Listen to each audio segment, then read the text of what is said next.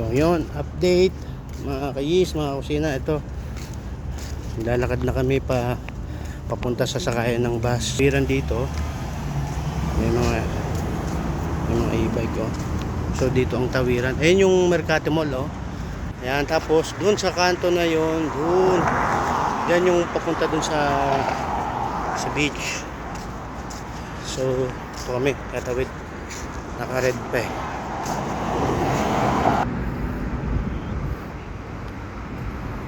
Ayan, go na. Tatawid tayo. So ayan, ang bilis, oh. Signal na agad. Ayan, nakatawid na kami. So ayan. Na yung bus dito kasi hindi ka na makakasakay pag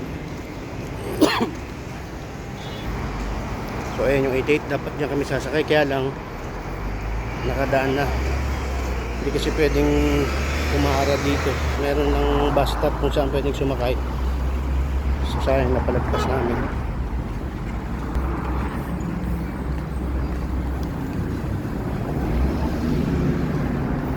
So ayan yung Mercato, ayan yung Mercato Mall.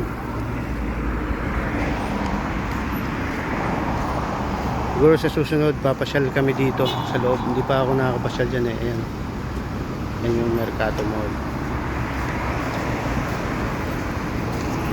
Okay.